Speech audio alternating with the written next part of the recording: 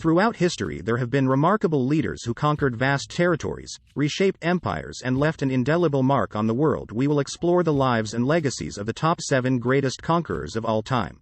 Napoleon Bonaparte, born on August 15, 1769 in Corsica, came of age during the tumultuous era of the French Revolution. His military press and ambition would soon propel him to prominence. One of his most remarkable achievements was the expansion of the French Empire across Europe, known as the Napoleonic Wars. His campaigns from the Italian peninsula to the Iberian Peninsula reshaped the continent. In 1799 he orchestrated the coup of 18 Brumaire, effectively ending the French Revolution's radical phase. This led to the establishment of the consulate with Napoleon as first consul. Napoleon introduced several military innovations, including the concept of the corps system, which allowed for more flexible and coordinated troop movements. He also restructured the French army, making it one of the most powerful in Europe. In 1804 Napoleon crowned himself Emperor of the French in a grand ceremony at Notre Dame Cathedral. This marked the height of his power and influence. The Battle of Austerlitz, fought on December 2, 1805 near the town of Erlitz in the Czech Republic, is often regarded as one of Napoleon's greatest military triumphs. The battle took place during the War of the Third Coalition, a formidable alliance of European powers including Russia and Austria. At the Battle of Waterloo in 1815 Napoleon faced combined British and Prussian forces, resulting in his defeat. He was subsequently exiled to the remote island of St. Helena, where he died in 1821.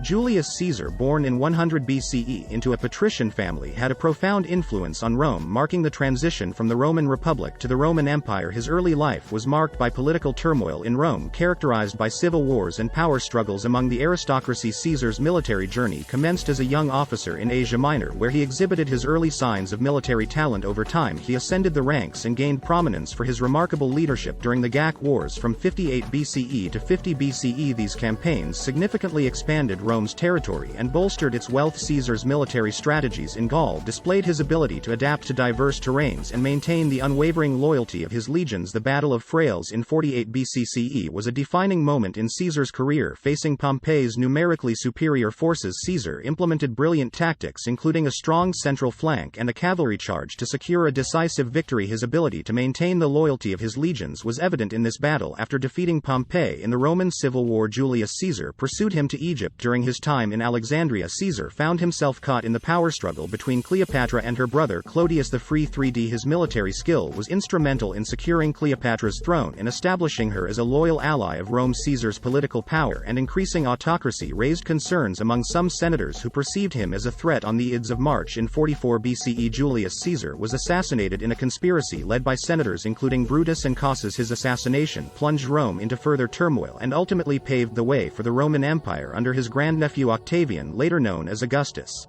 Suleiman the Magnificent, born in 1494, ascended to the Ottoman throne in 1520 and reigned for 46 years, leaving an indelible mark on history. Suleiman's reign is often associated with military conquests. He significantly expanded the Ottoman Empire, particularly in Europe. His campaigns included the capture of Belgrade, Rhodes, and the iconic siege of Vienna in 1529. His armies also threatened the Habsburgs in Central Europe and the Safavids in Persia. At its height, the Ottoman Empire under Suleiman's rule encompassed vast regions including Anatolia, the Balkans, much of North Africa, the Middle East, and significant parts of southeastern Europe. Suleiman's most significant European conquest was Hungary. The Battle of Moat in 1526 resulted in the defeat of the Hungarian forces and the death of their king Louis II. This victory opened the door for the Ottoman Empire to assert control over much of Hungary. Suleiman was not only a military leader but also a skilled administrator. He introduced a series of legal reforms known as the Solomonic Code or Canon, which streamlined the Ottoman legal system. His reign is often referred to as the Golden Age of the Ottoman Empire. It was marked by immense cultural and artistic achievements, including in fields like architecture, poetry, and calligraphy. Suleiman the Magnificent died on September 7, 1566, during the siege of Sagar, a fortress in present-day Hungary. He was leading a military campaign against the Habsburgs and their allies, which aimed to expand Ottoman territory in Central Europe.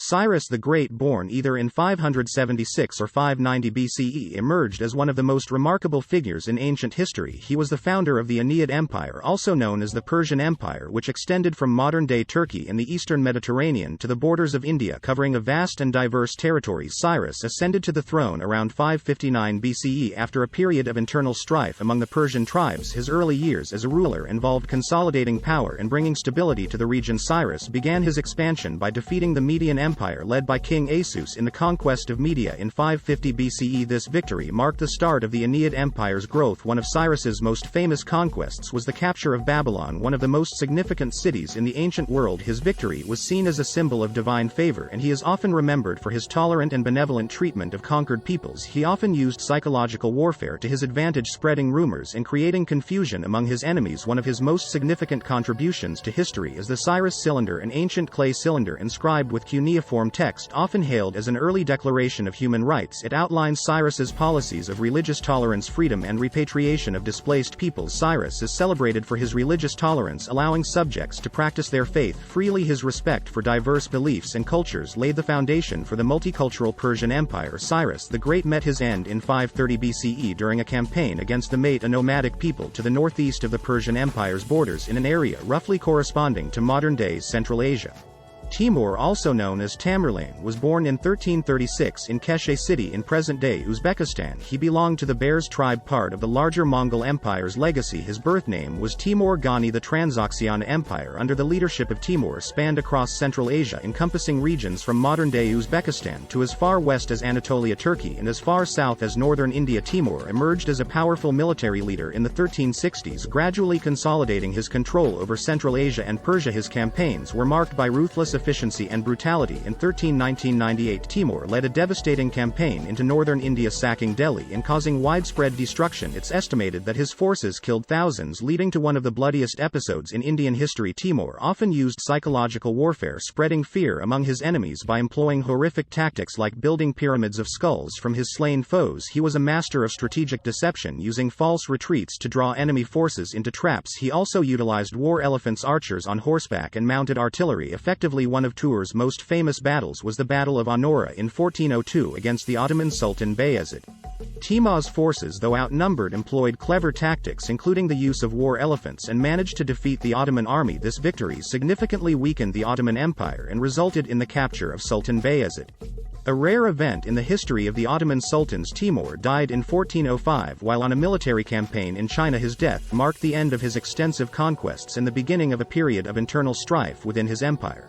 Alexander, born in Pella, the ancient capital of Macedonia, in 356 BCE. Alexander the Great was destined for greatness. He was the son of King Philip II and Queen Olympus. From a young age, he exhibited exceptional qualities as a leader and strategist. Alexander's military career began when he was just a teenager, and he quickly displayed his prowess on the battlefield. He received education from the philosopher Aristotle, which influenced his strategic thinking. After his father's assassination in 336 BCE, Alexander ascended to the throne of Macedonia and embarked on an ambitious campaign of conquest. Alexander's conquests led to the creation of one of the largest empires in history. He first secured Greece and then set his sights on the mighty Persian Empire, ruled by King Darius III in 334 BCE. He initiated a series of campaigns known as the Persian Wars, decisively defeating Darius at the Battle of Issus in 333 BCE. Alexander continued his eastward march, conquering the vast Persian Empire. He reached as far as India, winning battles against formidable opponents like King Porus at the Battle of the Hydaspes River. Alexander's empire stretched from Greece to Egypt and across the Middle East to India. His military strategy, known for its speed and adaptability, is still studied today. He founded numerous cities, many of which bear his name, including Alexandria in Egypt. Alexander the Great died in 323 BCE in Babylon under mysterious circumstances at the age of 32. His death marked the end of an era and triggered the division of his empire among his generals.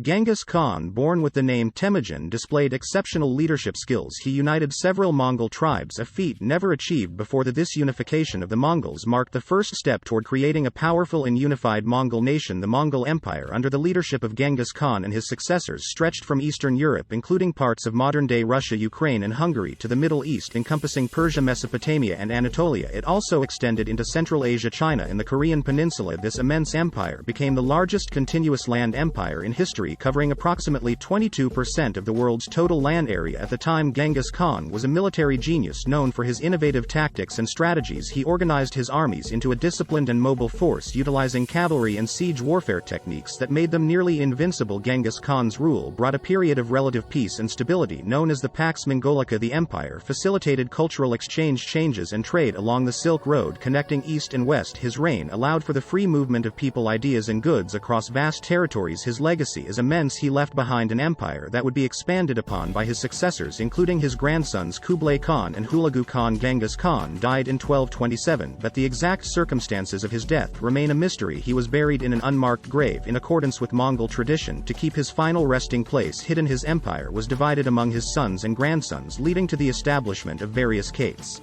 As we conclude our journey through the annals of history, we've delved into the lives and legacies of 7 remarkable conquerors from the battlefields of Europe to the sprawling empires of the East. Their stories are a testament to the enduring human spirit of ambition, innovation, and the pursuit of greatness. Thank you for joining us on this journey, and don't forget to like, share, and subscribe for more historical wonders.